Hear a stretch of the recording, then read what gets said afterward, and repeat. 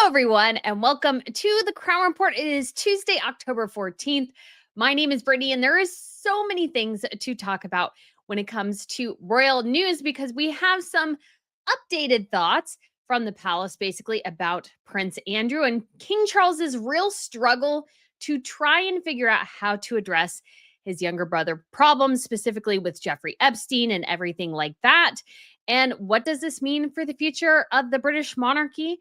And you can say other monarchies in Europe. It's a really interesting question. We do also have Catherine and William in Northern Ireland today. And there was an interesting thought, and it's not really directly referencing Catherine and William, but sort of royals overall.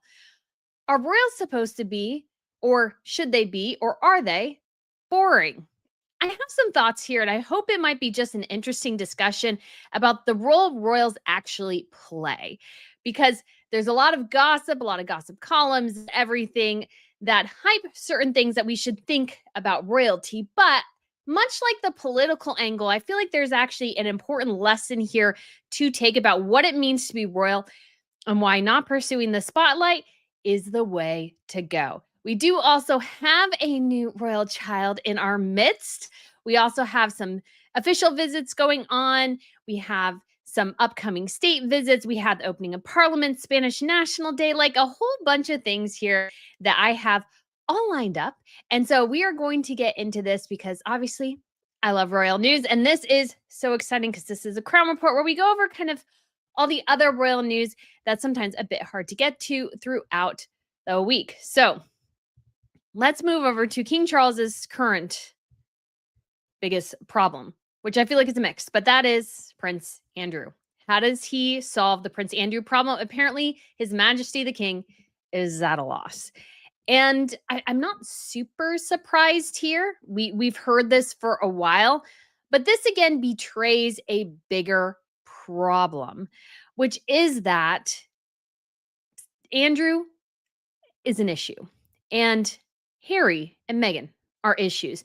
And it's the fascinating question of how do you manage a royal who is dragging down the institution? It's an interesting question because apparently, again, King Charles is a bit of a loss. And so it says the king is running out of options when it comes to dealing with the Duke of York. Andrew has once found himself again embroiled in a scandal this weekend when it emerged that he told Jeffrey Epstein they were in this together the day after the picture was published in 2011 showing him with his arm around Virginia Giuffre. So this is sort of the latest thing. It's much like Sarah Ferguson's kind of Jeffrey Epstein, where she said, "Oh, I had cut ties with Jeffrey Epstein, but wait, no, I'm sending him an email behind the scenes." You know, they say one thing publicly and do another thing privately. That is sort of the issue that people are having here in this particular situation. It's another lie. It's another just endless kind of hanging on to Jeffrey Epstein. And the reason why they're doing this is just quite simple. And that is because Sarah and Andrew have always been desperate for cash. And they live extravagantly and they'll do anything to get more money.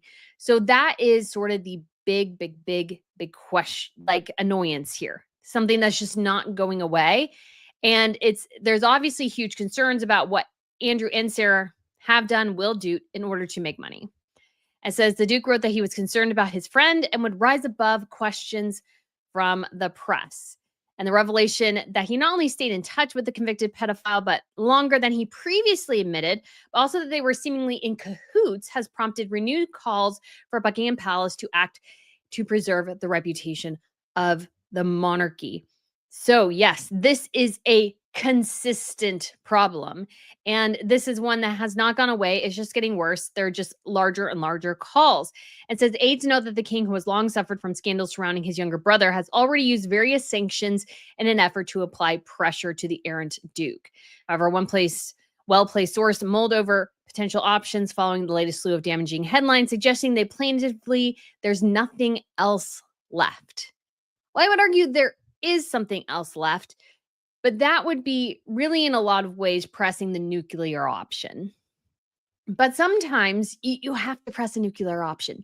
You just do. And so obviously, Andrew has been sacked from any public duties.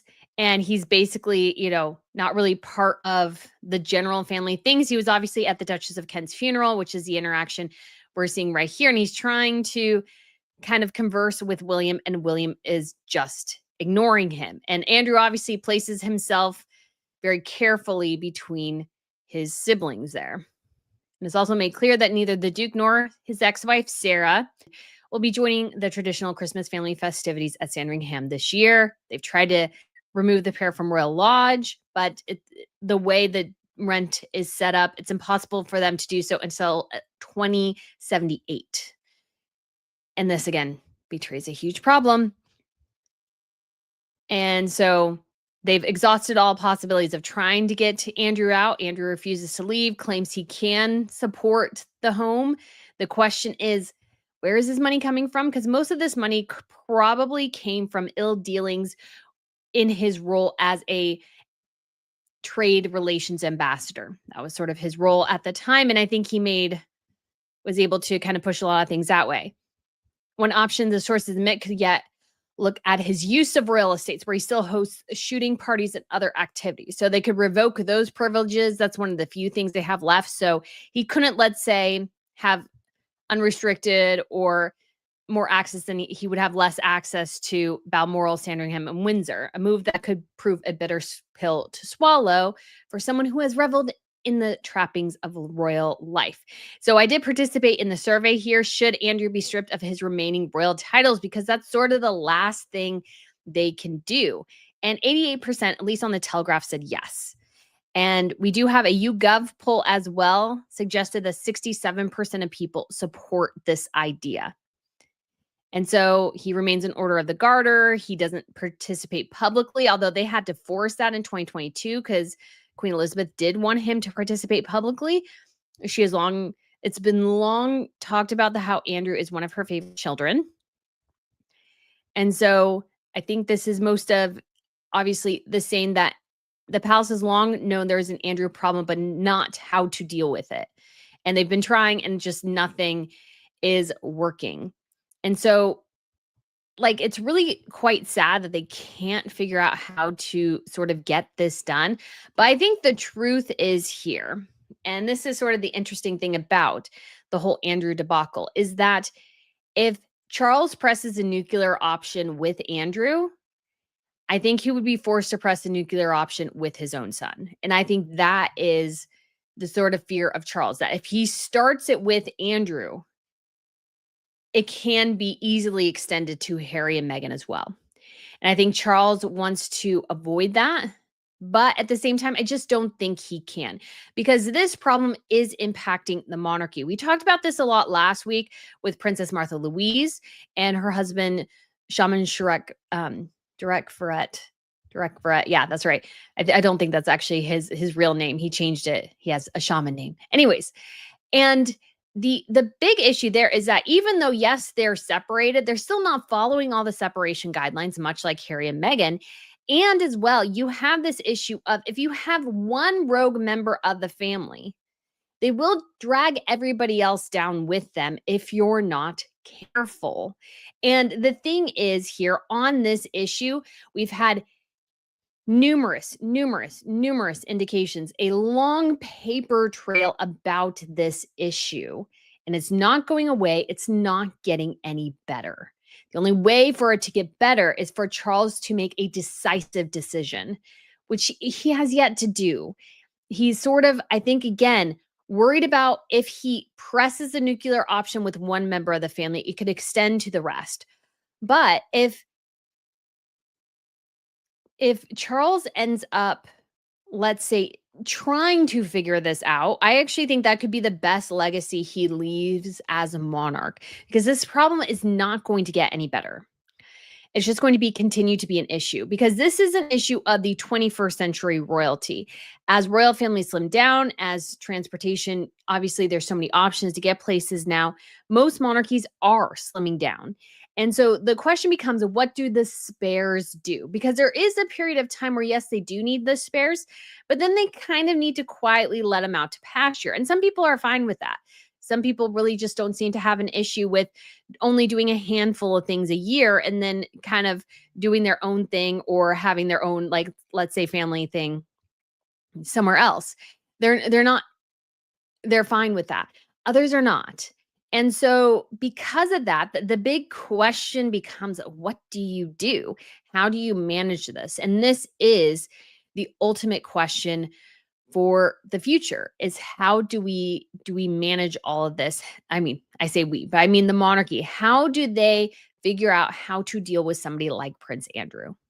How do they figure out how to deal with somebody like Prince Harry? Because you tend to look weak if you don't address these issues. And I think Charles is looking weak.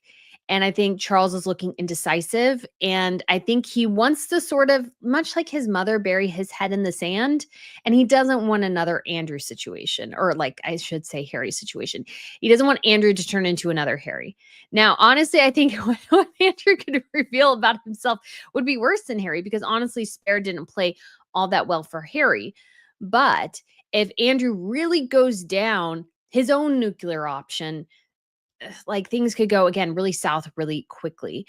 And in this age and space of sort of knee jerk media, you could quickly have a situation that you think, oh, everything's going fine, and then la. So it's just one of those just really, really crazy, crazy things. So we'll be keeping an eye, obviously, on this story and what it means for the rest of the monarchy. But Andrew is definitely an issue that needs to be addressed with quickly. So let's go ahead. We did have Lizzie B gifted one Royal News Network membership. Why, thank you so much, Lizzie. Carol also gifted a Royal News Network membership. Thank you so much, Carol.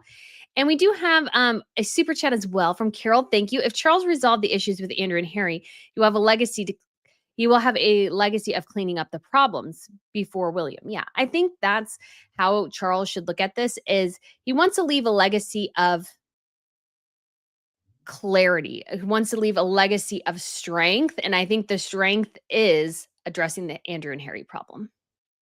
I think it is. I think it's unfortunate that it has to come to this, but that is sort of the case, unfortunately.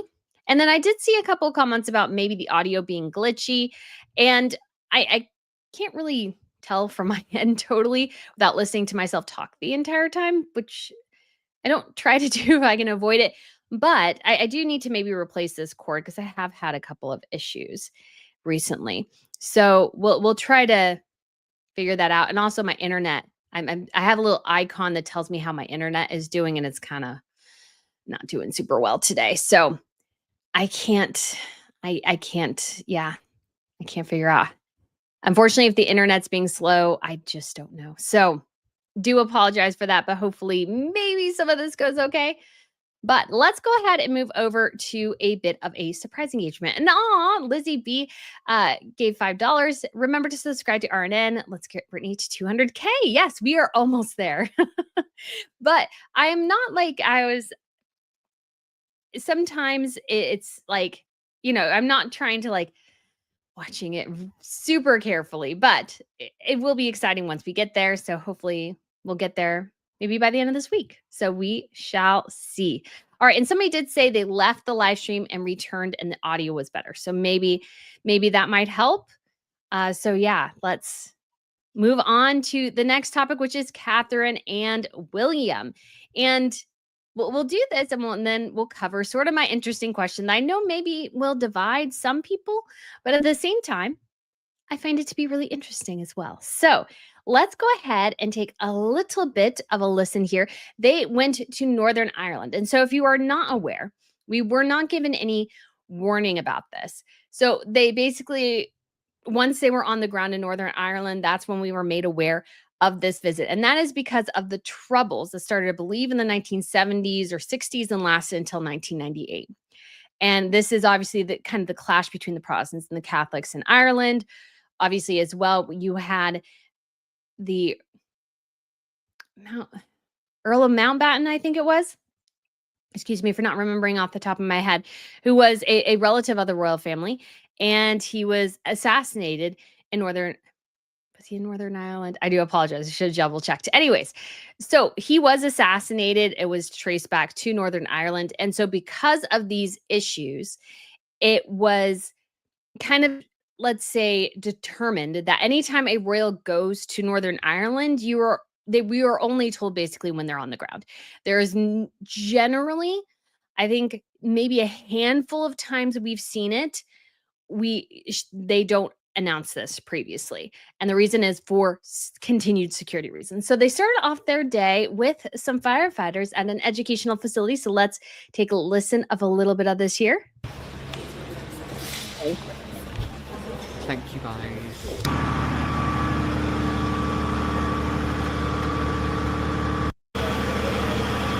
You can't hear much. And then they're doing a little bit here of a water rescue.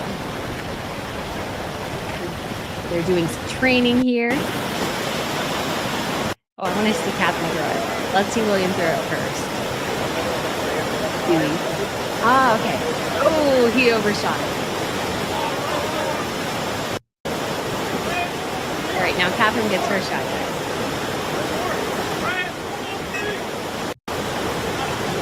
See.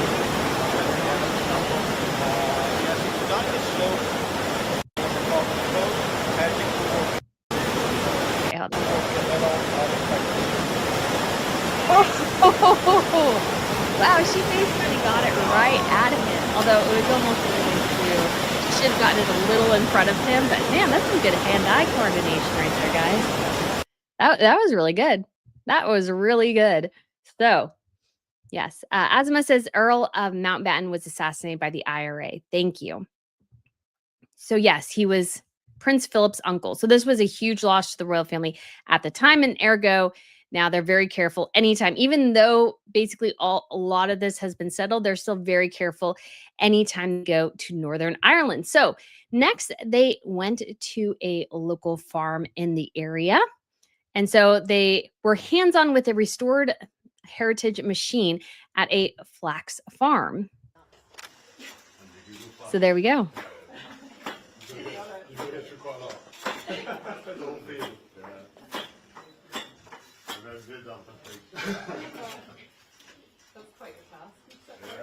How long would you do this for then? To what stage? So she is really attempting to chop it there. Is that then that's separate now? You don't use that All that is what you're trying to get out of. You can use it for other things. You can use it for making rope, you can use it for making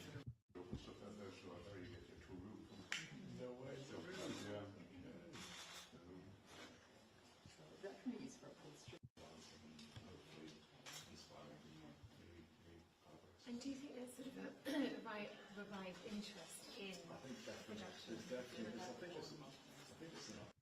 And so what I decided to do, I had 30 years in business. I've been researching 30 years, so I decided I'm going to have a go. But we haven't been able to spend probably hundreds of years, you know, or at least 100 years anyway. Gosh, it's very fun. I mean, I spin, you know, I use a spinning, but I can't do anything like that. I should. So they're them at the flax farm. So you got to say, very interesting. And obviously, they are looking fantastic together. And then let's move here to sort of where they ended the day, which is at a apple farm where they make cider. And so they got to pick some apples. So you're twisting? You're Yes. twisting and pulling down? I would say you I would know how say to you pick know, an apple. okay. Yeah, So I feel like this is a very, very fall activity that everybody's like, yes. so which ones, does it matter which ones? Doesn't you take? matter, they're all They're you can already pick. ready. Yeah, pick away, yeah. They're How quite many, easy how many to do we pick. need? Pick whatever, don't worry, we'll get it. And don't That's worry the if it's all. That's don't the worry. option thing is you pick one and then And then Yeah. you lose maybe a couple after then, don't you? So it's funny because one just kind of fell into her basket. To harvest. Kate's a pro, she Does likes it- this. does it- I'll hold that for you, I'll hold the box. does it matter? No. Well, Oh, we missed our question. and warm. Yeah. Like those Beautiful. makes it up to Yeah. Absolutely gorgeous. Which is good for apples. Good for apples, yeah, yeah. The kids love to do the I apples. think they also did a little bit of bacon here. And then add it to the flour.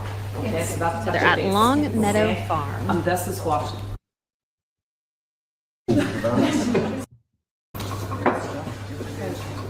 And you try to keep it into a circle. So, Trying to keep it in a circle. Apparently, Prince William is failing at keeping it in a circle. if you look at it this way, it looks like a circle. A rectangle. I don't know if you guys caught that, but he said, if you look at it this way, it looks like a circle. A rectangle circle. This is a new variety. I've not seen this one before. So why is that across the circle? Oh, That's look one at that. rectangle. Fantastic. William is very much like, this is the circle. This is the circle, guys. Come on. Fantastic. Yeah. I'll just More you get the reference. Looks like they're making some sort of like apple pie. And then you're just redusting flour. Granny's griddle bread then and you're just baking cooking it for about experience. 20 minutes Nice. on your griddle, and you're turning it. You're can indeed.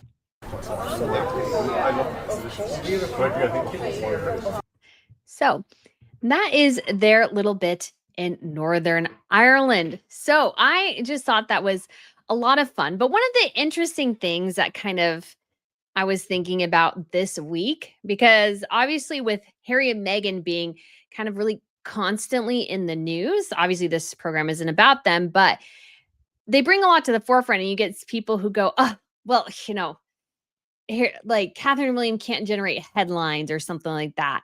And it started getting me thinking about this idea, and it's important to specify what royals do, because royals do get, let's say, sometimes a reputation for seeming boring. They don't do super flashy things sometimes. They go to local communities and they reach out, and it's not necessarily always something that grabs a headline. And yes, they get covered by the news and everything. And of course, that's so important for highlighting the work that they're trying to reach out to. But actually, the reality is, and this might seem again a little controversial, is that sometimes royals should be a little boring. And what I mean by that is that a royal's job is not there to be flashy, be super, let's say, kind of, posing for the camera.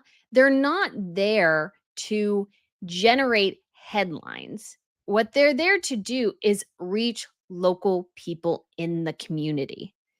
And that handshaking, those interactions mean a lot more than sometimes a empty headline. Because when the news media covers royals, they can be very flattering, very, like really great in everything and how they're covering things, but they can also be negative in everything. And like there's so much going on, or sometimes the media just focuses on the negative. But really, it's those personal one-on-one interactions that means infinitely more than getting the top page of the Daily Mail. Now, sometimes you will get that. And that's sort of like if Catherine is wearing, let's say, a dress that makes her look like a princess, or I would argue a Barbie princess. And I mean that in the nicest term possible. People really twisted that. Anyways, if Catherine looks incredible and amazing, she's wearing a tiara, she's wearing a gown where people go, oh, yes, that'll be amazing headlines for sure. But that was not the point of the event. Yes, Catherine's job is to look good in front of the cameras, as it is for all royal women to look good in front of the cameras. But she was there as an arm of British diplomacy, as an arm of the British government to have a nice conversation with Donald Trump.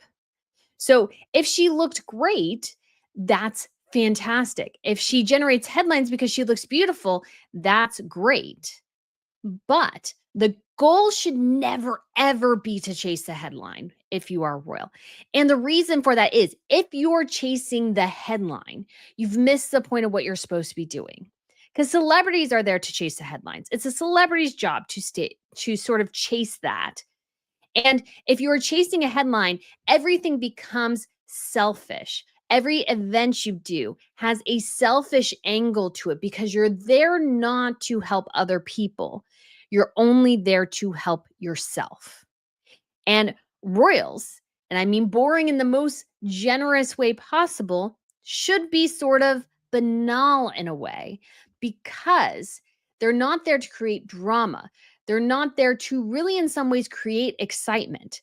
Catherine and William went to a flax farm. That's not super exciting. I don't think anybody would go around going, "That's so exciting. I can't believe you did that." They did that to interact with the local artisans, gather, develop relationships, and encourage the local community. That's a royal's job. Their job is not there to wear flashy clothes, wave at the camera, smile. I'm sure you all are knowing who I'm thinking of when I'm talking about this. Their job is to support the people. And by developing a close, simple relationship with someone, yeah, you're maybe not going to have that headline that, yes, gets a lot of circulation in the Daily Mail, the Express, the Telegraph, Times, whatever. But that person who had a great interaction, let's say, with the Princess of Wales, tells another person, and then another person, and then another person. And that web of not empty, soulless headlines, but the feeling of a personal interaction and one that can be shared with others, going, she really listened to what I was interested in. She asked fantastic questions. She was really engaged. It's much like when it comes to advertising, yes, having a commercial can help. But it's actually when somebody goes, "Oh, you know what? That product is fabulous. Oh, you know what? That show, one of my favorites. You should check it out." When you have a personal endorsement from somebody who truly believes it and who has truly experienced it, it means infinitely more than, let's say, what a critic says. It just does. And I think that's so incredibly important to understand about royals, because of all the drama. And yes, I talk a lot about the drama because I do find some of that stuff rather interesting. But beyond that, it's unfortunate that that is sometimes what guides a lot of the headlines. But actually, the best way for the royals to combat those type of headlines is to just go out into the community.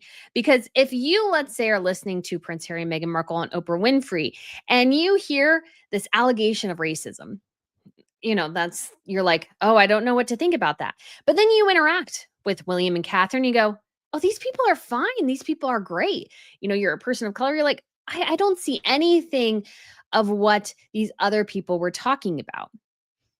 That means a lot. That changes the narrative in a very positive direction. And I feel like because of the desire for headlines, because of people's sort of, you could say, dislike for for Harry and Meghan and everything, it really does kind of devalue what royals do. And royals are not there to get on People Magazine or Us Weekly or any other, like, Hello Magazine. That's not really the point of what they're attempting to do. They're attempting to basically do everything else and hoping to have a positive impact. And there are those moments, and this is why the royals should be very, let's say, careful, not careful, that's not the right word, but very selective in what, let's say, they have tried to do, like, let's say, a broader reach for, like, Prince William's interview with the woman whose husband ended his own life. What they did was they had developed a relationship. You could see that on screen, and you had this great interview. And the interview was as a result of this fantastic interaction that they've had before. And you feel that connection. And it was a way for, on a big day, to really profile an important issue. And at least last time I looked, that video had well over and was going towards 250,000 views. That's a very careful way to utilize that status of royalty to highlight something really important without taking it too far. And so I think, and again, some people might disagree, but I sort of like the idea of this sort of royals being somewhat banal. It's kind of like them being politically neutral. They're not there to agree with your politics, and they're not there to give you your daily feed of gossip. They're there to work. And when they work, that's when they're at their most powerful, rather than what Harry and Meghan do, which is chase the gossip, chase the headlines. And you can see just the result is not really that good. It's very much a celebrity angle, and it tends to go sideways. It doesn't tend to go very well, especially when you compare it to the great work Catherine and William are doing. And yes, none of us may go to a flax farm anytime soon. We may not try any of those, let's say, older artisan pieces or anything like that. But Catherine and William, I'm sure, made a great impact with those who work there, who will tell their friends and who will tell their friends. And the tree of connection begins to grow. And that's what royals should always focus on. And I think that's what the vast majority of them do, which is why sometimes it's not, let's say, again, the flashy thing. We want the flash when it comes to the tiaras. Bring on the tiara drama. I love it. But beyond that, I think royals doing their job, it should be somewhat banal, you could say. And that is a fantastic thing. So I hope that makes sense.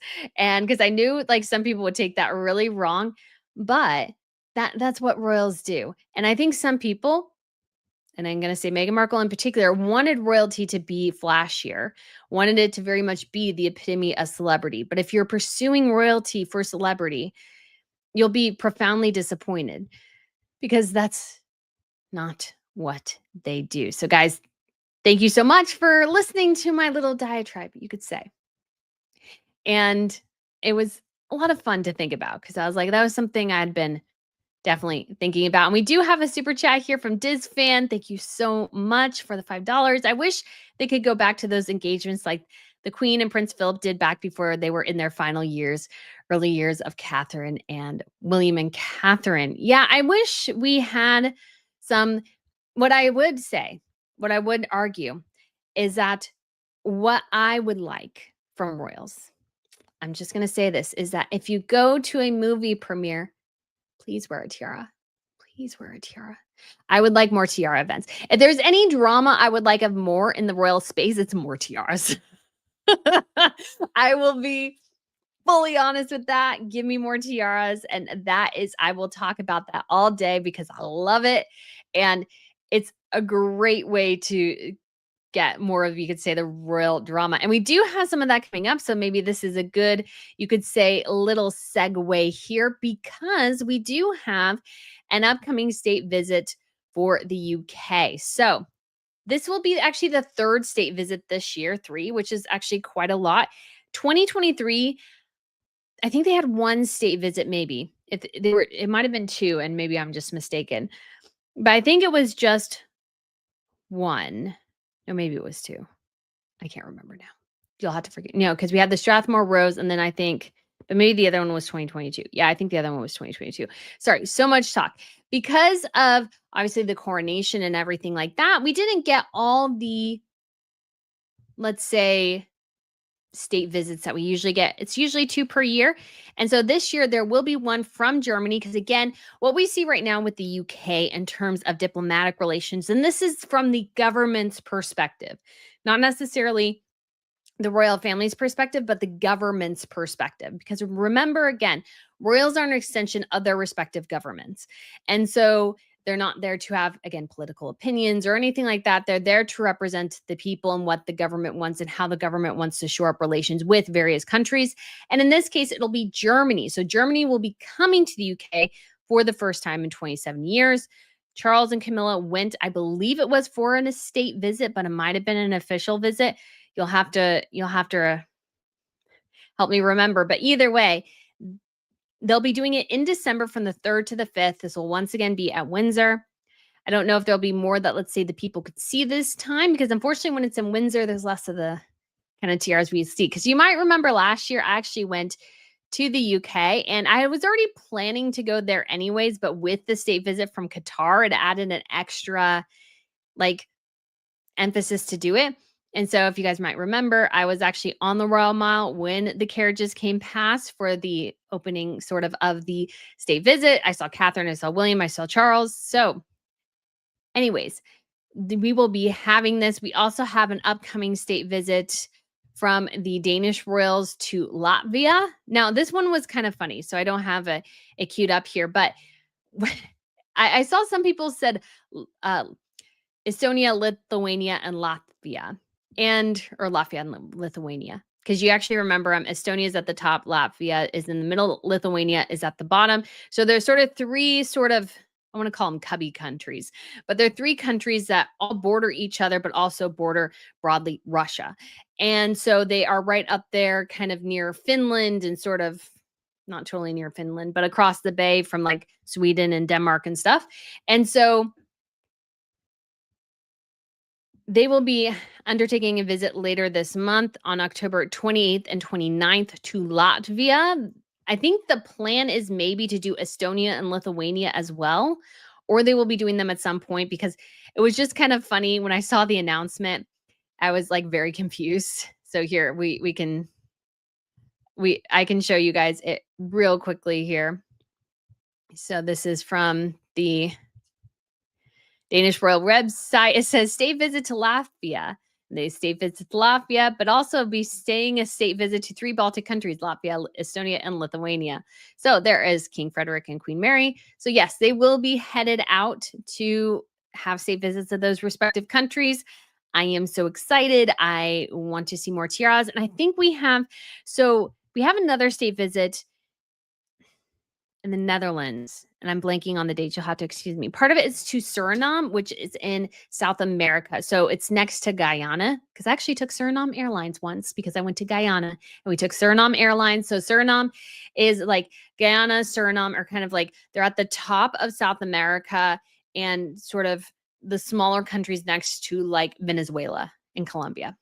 And so the Suriname will have a visit from Maxima and Wilhelm Alexander, I believe, like the 1st through the 3rd of December. And then we will have another, I think, state visit to the Netherlands, but I'm blanking on the country. You'll have to forgive me. So it'll be a very busy month, like Carol said here, very busy month in December for royals and state visits. I love it. I love the tiaras. Like I'm kind of debating, it's 11th through the 12th, I think, for the Dutch state visit that they're hosting, because I remember the Nobel Prize ceremony in Sweden is on December 10th every year. So we shall see tiaras then as well. So we have 2 days of tiaras in Sweden.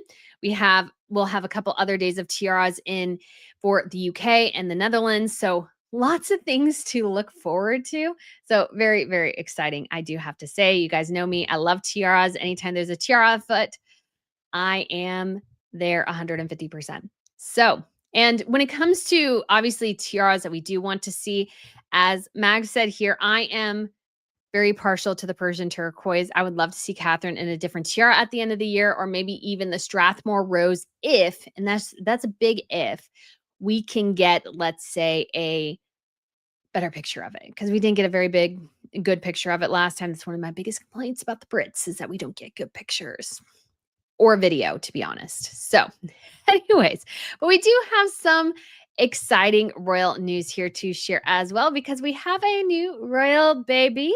And so we have an official announcement. This is from Monaco's royal family page. And I think I want to say, guys, this is about the first time this has happened.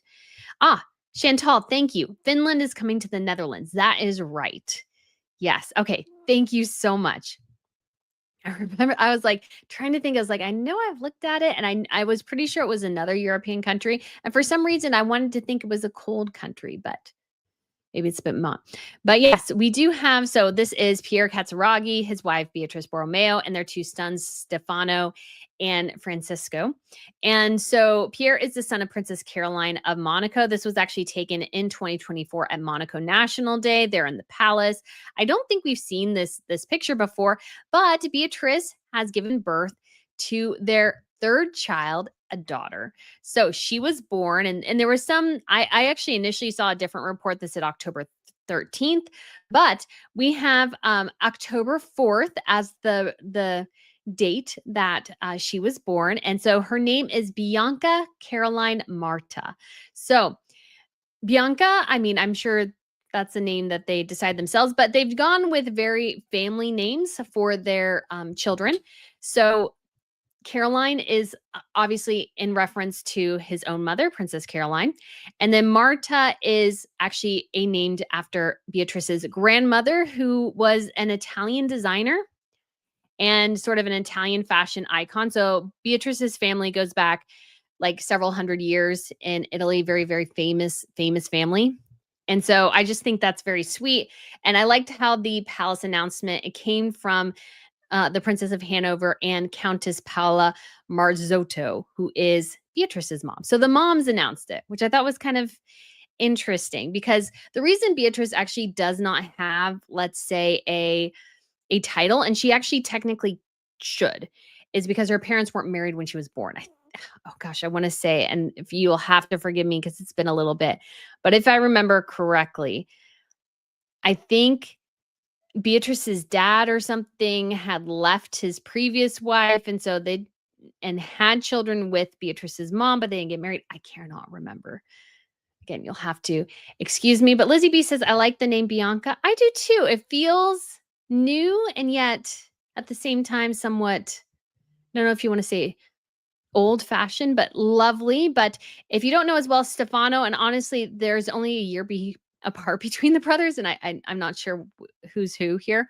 But Stefano is named for Pierre's father, who died tragically in a boating accident. So I just love that they've chosen very much family names for their children. And this is actually Caroline's only second granddaughter. So she has 6 grandsons and 2 granddaughters. So her first son, Andrea, he has 3 children, 2 boys and 1 girl. Charlotte has 2 boys. And then now Beatrice and Pierre have 2 boys and 1 girl. So lots of boys within the family, which I think is kind of cute. But obviously now we have 2 girls. So I'm sure that's very exciting for everyone. So congratulations to the happy couple. I am very excited for them. That's really exciting. So let's keep moving on to some of the other, let's say, general royal news we have here. So we do have Prince Sir Magnus. I've always mispronounced his name, so we'll just call him Prince Magnus. And so he is the son of Crown Prince Haakon of Norway and his wife Mette-Marit, who are obviously all wrapped up within the Mariusborg Holmby kind of collapse there with his terrible case and everything. And so Marius has Magnus, has moved to Milan with his girlfriend. She is studying there, and he is, I guess, pursuing film and photography. So there's a part of me that's like, oh, this is great. I know there's some artistry within the family, so, that's fine. But then there's also a part of me that goes, things have gone really wrong for the Norwegian monarchy. And so it's there's a part of me that's just a little worried of what this means. So I do have to say, I'm I'm curious. So they've been dating for a while. He actually moved to a different location to be with her when she was living in Norway. Now they've moved to Milan. So that's exciting, but also interesting. So we'll see where that goes. And then we do also have an update when it comes to Denmark. So Prince Joachim, who is the brother of King Frederick, will stay in Washington, D.C. until the fall of 2027. So they've expressed sort of desire, I think, to move back. This is Joachim right here. But that just hasn't been what's happened with the monarchy. Now, you might remember, and this is part of the story as well when it comes to Denmark, is that their majesties, Her Majesty, Queen Marguerite, decided to strip a prince and princess title from Joachim's children. So he is obviously the son of the former queen, but he is the brother of the current king. Now, his kids technically should have been able to keep their titles, but she went ahead and demoted them to counts and a countess. So that was sort of an interesting move. It caused a lot of consternation, but looking back, because I believe that happened in 2022, and obviously she now announced her decision to abdicate on New Year's Eve in 2023. So it seems like for a while she had been planning on abdicating and decided to go ahead and strip the titles just because I guess she wanted to kind of average things out or something. I don't know. But yeah, I think Carol says Queen Marguerite is a goat. She cleaned house before her abdication. I mean, Joachim it's not bad. He was very vocal about, Lizzie B's right. He was very vocal and upset about how the titles changed. I don't know if it was the best way to go about things, because you have to know as well, if you're not aware, is that Marguerite is just, let's see. it's how should we put it? She's known for being a bit, I don't know if you want to call it indecisive. Yeah. So let's go ahead and move on to Crown Princess Victoria of Sweden, who is currently in Japan. And so I just wanted to see this, wanted you guys to see this epic curtsy that Crown Princess Victoria does, because she does a very, very good job here. So she's meeting Emperor Naruhito and his wife Masako. 夫のダニエル王子を出迎え、笑顔で She does the best curtsy, guys. She does a great, great curtsy. 握手を交わされました。両陛下は夕食を共にし、食後の懇談には長女の愛子さまも加わり、午後10時過ぎ、ご一家で見送られたということ Obviously, if で you す。 don't know as well, Victoria, as the future queen, does a lot of foreign engagements for the monarchy, and she does a great job really kind of representing Sweden. And she's one of the royals as well, who I have to say, guys, really truly does love being royal. Victoria loves being royal. And I mean that in the best way possible. She is one of the few who I think truly loves every banal engagement she's ever on.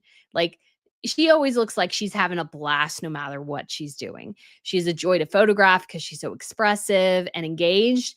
And I truly think she enjoys representing her country. And I think that's absolutely amazing. And so she does a great job here representing Sweden in Japan. And I think she also, and her and Daniel, I think, have been having quite a bit of fun there. So he joined her later because she was on her own for the first day or two. But she did a really, really fantastic job sort of catching up on, or like he came and joined her. So they've been doing a lot of sort of engagements around the country. They also went to Hiroshima and laid a wreath at the memorial for obviously the first dropping of the atomic bomb, which happened 80 years ago in August. So August 6th. And so that's obviously a big deal as well. And so I think Victoria represents Sweden spectacularly. And she does a really, really fantastic, fantastic job. So bravo, Crown Princess Victoria. Always love seeing her. Again, having photographed a lot of royals, she is one of my favorites. And I hope to be kind of doing more of her maybe next year, because I'm really looking forward to King Carl Gustaf's 80th birthday, guys. Not gonna lie, I'm really hoping for Tiara Palooza there, because the Norwegians really had a hardcore birthday event, and I expect the same from their Swedish brethren. Like, I really do. It's like, do it up Vlognik style. If you know that joke, then bravo to you. So we do also have, going back to Sweden here, we do still have something interesting with Princess Madeline, who's obviously in the process of promoting her new line of skincare called Minlin. And she did a little bit talking about sort of the natural ingredients here and how she was inspired by Sweden. So she takes her dog Teddy out for a day in the, like, out there in the woods in Sweden. So here we go.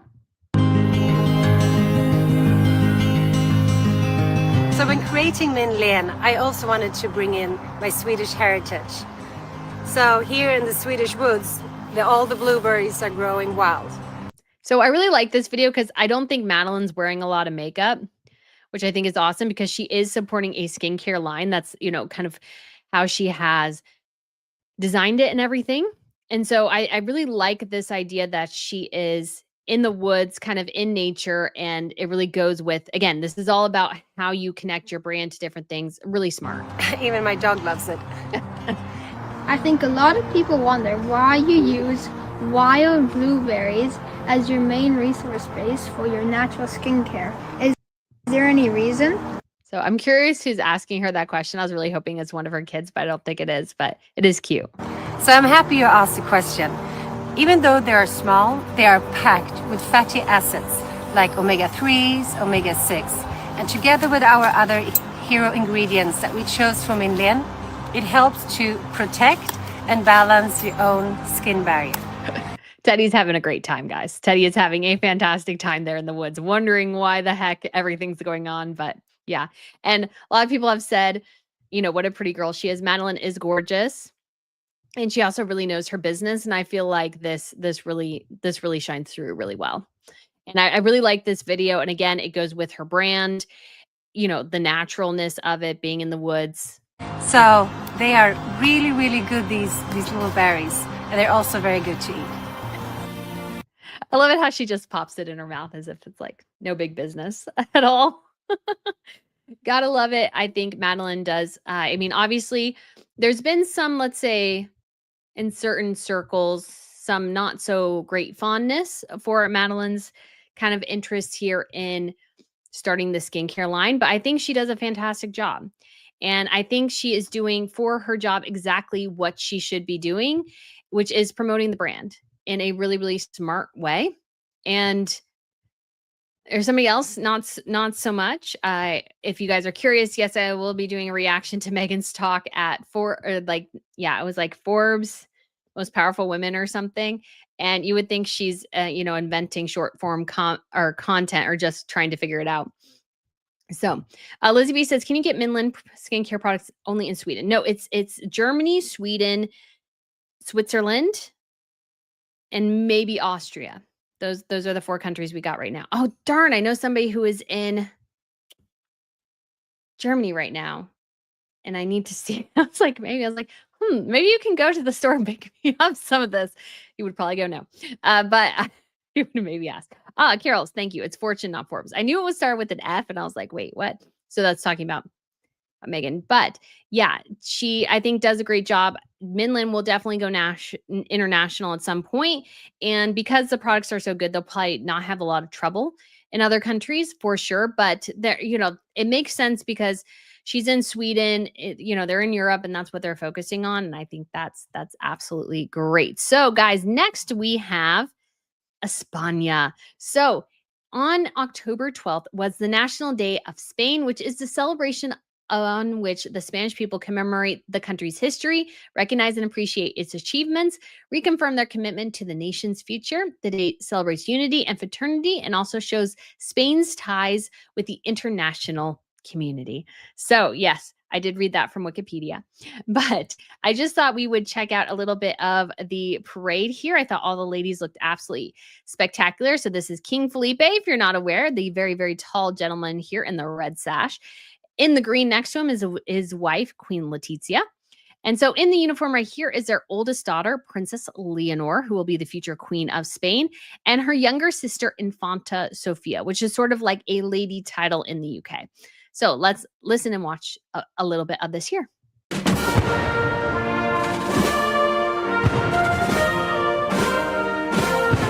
Okay, I gotta say, guys, Letizia looks fantastic in that shot. She looks amazing. I love the earrings. And there's Leonor and Infanta Sofia. So this was a long day. They celebrate the flag and just the national heritage and everything. And so Leonor as well. So she's undergoing a lot of military training because she will one day be technically head of the armed forces. So she has done Army, she's done Navy, and currently she's in the Air Force. So this is actually her Air Force uniform. So she's worn, I believe, to this event, I believe she's been 3 years in a row. I haven't double checked, but each year she has worn a different uniform now for the past 3.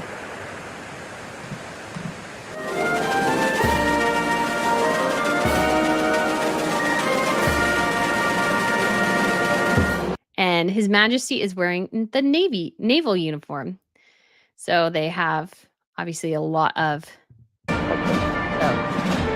of the big military parade. I wouldn't mind covering this one year. October seems to be when a lot of things are happening within Europe. So they stand the entire time.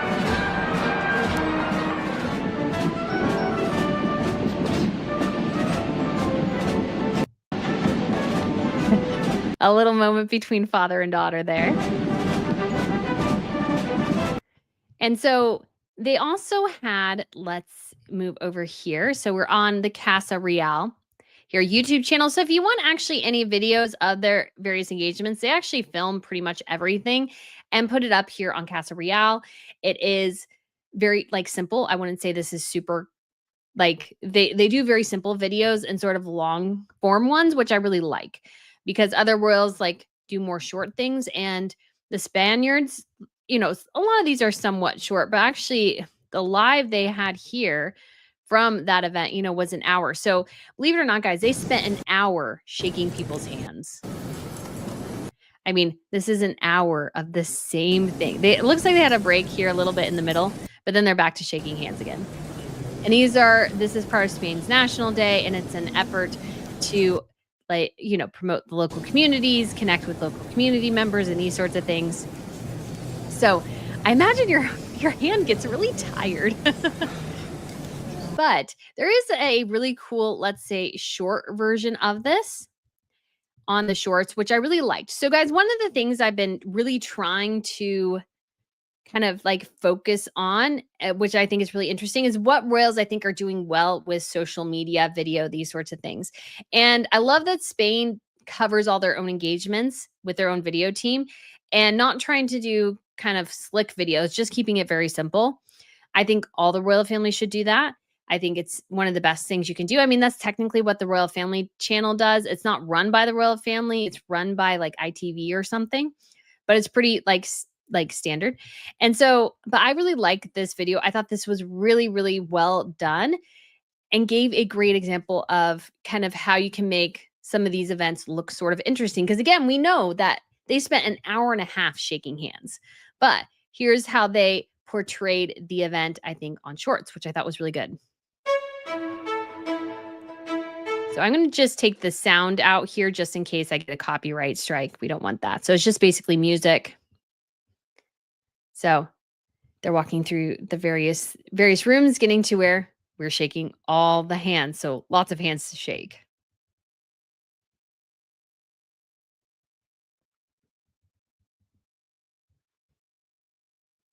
And so we see, people with different people who even have disabilities come through. And there's a really sweet moment here in a second. You'll see. And so Queen Letizia doing sign language. And this gentleman was sort of funny. He kind of took a long time at the front of the line. And then he kind of went over to the press going, "Can I get a picture?"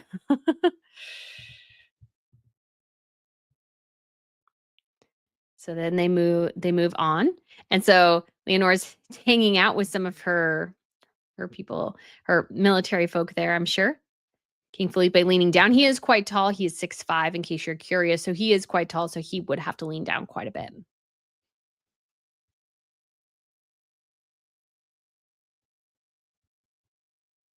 So the sisters hanging out, which I thought was awesome. Queen Letizia has a really big crowd right there.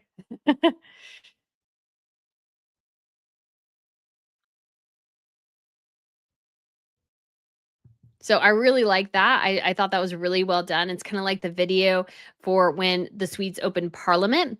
And we got, just say, like a little video of basically from the perspective of the horses. And I'm like, I'm here for this. I'm here for this. Give me the perspective of the horses.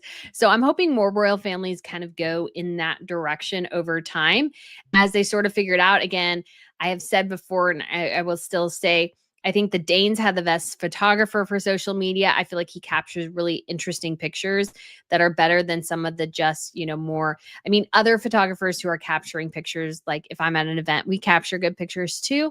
But I think if you have a really, really good personal photographer that's there to capture everything, I think they get some more interesting shots. And then we also have like the Scandinavian websites are really well run. We have some doing some really fun things with video. So that's one of the areas where I feel like the Brits could do a bit better.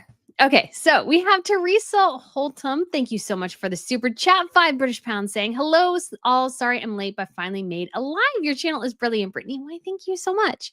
It is so fun, and it's fun because of all of you, and I get to share my passion for royalty and royal fashion on Royal Fashion News. It's so fun. We have Carla who said as well, "I can't believe I made a live. You are awesome." Why, thank you so much, Carla. That is so sweet of you to say. And we have Carol who says as well, "I love the historical uniforms." Me too. I think the historical uniforms are amazing. And it's just so fun. It's just so fun to see the historical uniforms. And I got to say, horses too. Horse parades in Stockholm are amazing. Your heart swells. I love horses. I always wanted a horse as a kid. Never got one. Probably can't have one now. Foot issues, wrist issues, like, yeah.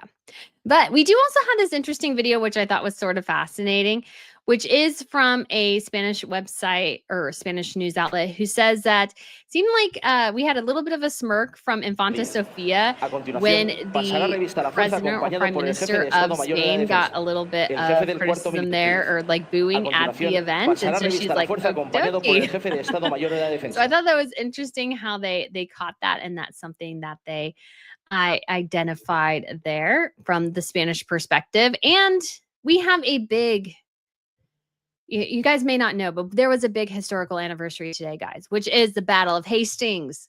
So the future of the British monarchy was determined by the Battle of Hastings, where the last Anglo-Saxon king, who was not Edward the Confessor, it was Harold Godwin's son, and he was killed at the Battle of Hastings, I believe, by an arrow to the head, if the comic I read today was accurate. And it's such an iconic battle, as Lizzie B says, and it is where William the Conqueror became King of England. So if you're not aware of sort of the whole kind of conflict over the English throne. So Edward the Confessor had no children. And what's interesting about Edward the Confessor is that there's a questions are, was he celibate? Was he impotent? Like that's sort of the historical question we don't totally get the answer to. But there was a man even more powerful than Edward the Confessor named the Earl of Wessex. And so that's Harold's father. And so the Earl of Wessex's daughter married Edward the Confessor. And so when Edward died, the Godwins, or Godwin's sons, were able to sort of place a tenuous claim on the British throne. But the second option was William the Conqueror, William of Normandy. Now, it's been a while since I've done my report, so I can't quite remember all the intricacies of it. But William was also related to either Edward, I want to say it was Edward the Confessor's mother or something. He had a tenuous relation to the throne through Edward the Confessor family-wise. And so because Normandy and England are technically so close just across the channel, there was quite a lot of like backwards and forwards. And so when Edward the Confessor died, Harold took the throne, but he was only on the throne for, I want to say 6 to 9 months before William the Conqueror came in and took over the throne of England. So that was obviously a huge change in Britain. It ended the Anglo-Saxon line. Obviously, we have Windsor Castle, the Tower of London, all because of William the Conqueror, because he put the first places there. And so he built a whole series of castle systems to control the UK, or control England, I should specify. And then eventually, obviously, the power of having both elements of France and England under the English throne came to an end, I believe, sort of, you could say after like Henry II is sort of when that ended, even though the Brits still claimed the French throne for quite a while. There was actually a little placard in France, and it was like in a random place, and it was in Paris, and it was where the old Paris walls were. It was like about a block from the Louvre, which used to be a castle. So the Louvre used to be a castle, if you don't know. And so because of that, it was actually, I want to say it was, I keep wanting to think Henry V, and I'm not sure if that's right or not, or Henry IV and Joan of Arc were actually trying to siege the walls of Paris to get in to claim the French throne, because the French throne was technically for a long time just basically Paris. So even though it was a French king, he didn't really control most of the other territories like Burgundy and Aquitaine and Normandy and some of the other territories. The combined French throne happened a little bit later. So we're talking 1066, 1,000 years ago. So anyways, just wanted to share that with you guys because I just thought that was sort of a fun anniversary today. The funny thing, you get historical jokes, and it's always like my fun little corner of the internet is history jokes. So big change though for British history for this. So the current kings we count come from the decider of the Battle of Hastings. So that's why people count the British kings from William the Conqueror, William the First. And so even though there was Edward, there were I want to say Canuck is what like Danish kings and these sorts of things. Because what happened in the years, like I want to say the 20, 50 years before Edward the Confessor died, is there were a variety of kings because we had the Danes in there. We had Brits in there. We had constant conflicts. But actually the Earl of Wessex, which was the title that Prince Edward had for a while, which was an actually very old title because England was technically split up into 3 different kingdoms. I think Wessex, Northumbria, and maybe 6 or something. Golly, I can't remember. It's been too long. But it was split among those 3, and Wessex was the most powerful. And so Northumbria in the north. I can't remember what the other thing was. Anyways, so yeah, Carol looked it up for me. And so it says William the Conqueror was related to Edward Confessor, first cousins once removed. Edward's mother was Emma of Normandy, who is William's great aunt. There we go. There we go. I knew it. I was like, I knew it came through them. I was very close. So I hadn't done all my research again. But yeah, and then the big deal, which is coming to the UK. I want to say it's next year, guys. So like, I'm super excited. So this Bayeux Tapestry, which actually is like kind of the big thing that kind of goes over the Battle of Hastings, but from the Norman perspective. So you're getting the history from the Norman side, which one? And it's a very famous tapestry, and it's going to head to, here's some of it right here as well. And it's heading to the British Museum next year, guys. So if you guys want to see the whole thing, because they're doing a whole big refurbishment of the museum where this is kept in France, which is not like you would have to go a bit out of your way to go and see it. So that is definitely a time to see it. So I am very excited for that. Sorry, I keep going down and seeing if we get so yeah, it'll be in England for about a year or 2, I think it was. So if you want to see that at the British Museum, great opportunity to do so. So, and we do have here real quickly, we got Carla who gifted One World News Network membership. Why, thank you so much, Carla. I'm sure somebody will really, really appreciate that. And we have a couple little more things to get to, guys, and then we'll officially wrap up. So we do have Edward and Sophie who have been in Monaco. So this is them with Prince Albert and Prince Charlene. And so Edward and Sophie, and they are there to visit the Principality. But really, I think it's for the Duke of Edinburgh Awards is why they are there. And so they did get to go say hi to their Serene Highnesses, even though Edward and Sophie are officially their Royal Highnesses. And then we did have some fun things with Crown Prince Christian of Denmark, who got to hang out in an F-16. And this was sort of an interesting sort of thing for all of Europe, really, because of the NATO agreements and everything. And obviously, Donald Trump is behind a lot of this, is to update the fighter jets of most European countries from F-16s to F-35s. So Crown Prince Christian, because they're getting these F-35s and decommissioning the F-16s, this has also happened in Belgium yesterday as well, is that Crown Prince Christian got to, in his words, guys, have a boy's dream come true. I had the opportunity, he said, to get on one of the last training flights of an F-16 aircraft. And wow, it was crazy. Soon the new F-35s will take over, and I'm thankful that I made it. I already had great respect for the pilots who fly our fighter jets, and after today, it has only gotten bigger. It was a huge experience, and lovely that my dad stopped by Skystrup after yesterday's flight. So there's Crown Prince Christian. I believe, as somebody said, I think he's turning 20 tomorrow. And so there he is in the cockpit. Obviously, he's not flying. He's flying with somebody. And so his nose is a little red there from the oxygen. And then there he is with his father. He is a full head taller than his dad. So I did look this up, and I was sort of curious because obviously Frederick and Mary are like, she's a little bit shorter than Frederick, but you know, they're the same height. So, but Queen Marguerite is quite tall. And I did look, and according to at least what I quickly put into Google and what Google told me, which of course I could be wrong about, was that King Frederick, because they alternate between Frederick and Christian. And so Queen Marguerite, though, should have named her son, I think, Frederick, but she named him Christian. No, she should have named him Christian, but she did Frederick instead because she kind of took the place of Christian the year she was queen. Anyways, so little note. But King Frederick, Margaret's father, was allegedly 6'6". So he was 6 feet 6 inches tall, a really, really tall dude.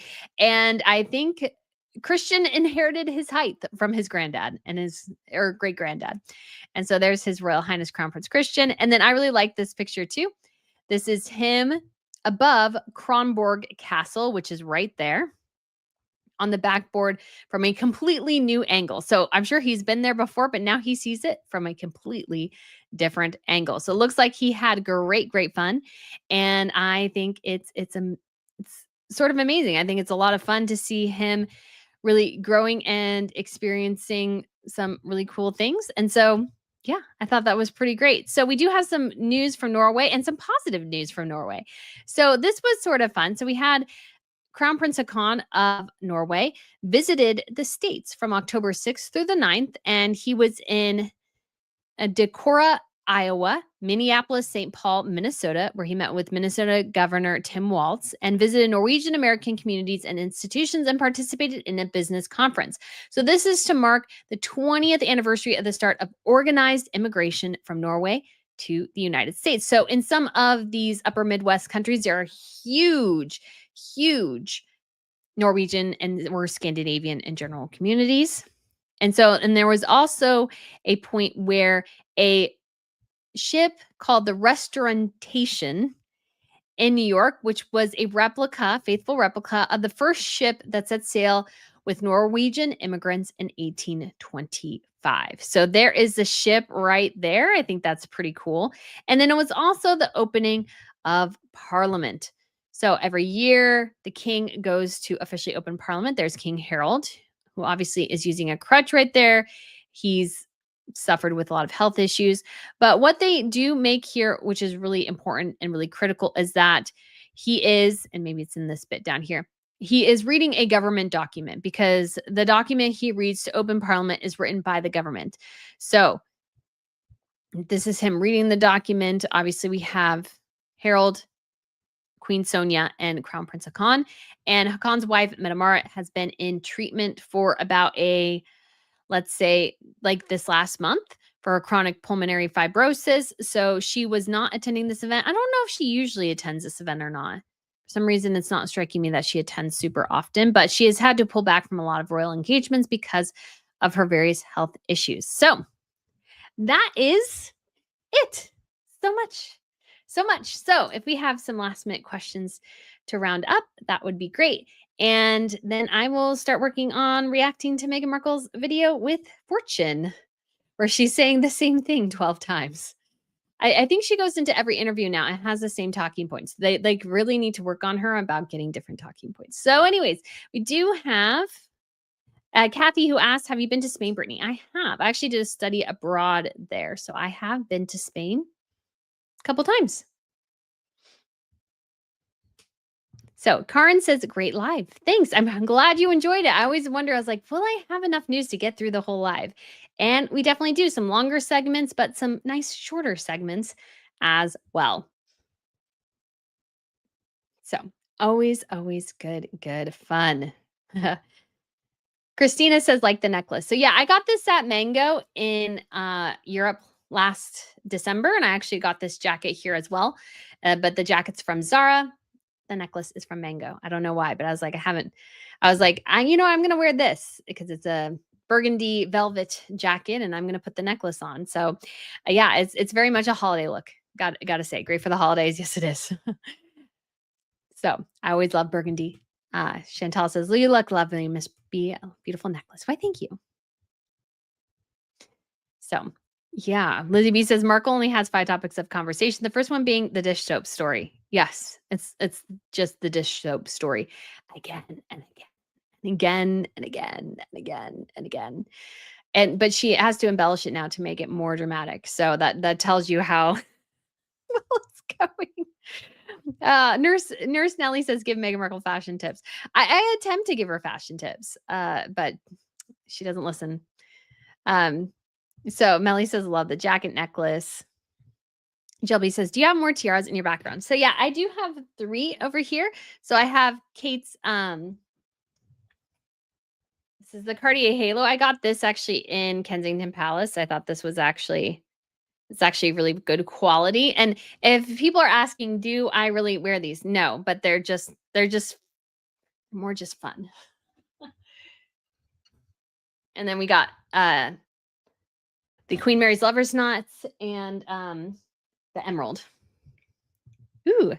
Chantal says, I can get Minland products for you. Why, thank you. I might have to take you up on that because I really, really, I would love to have some Minland. I really want to try. Actually, I do want to reach out and see if they'll give me like a review packet, even though I'm in the States.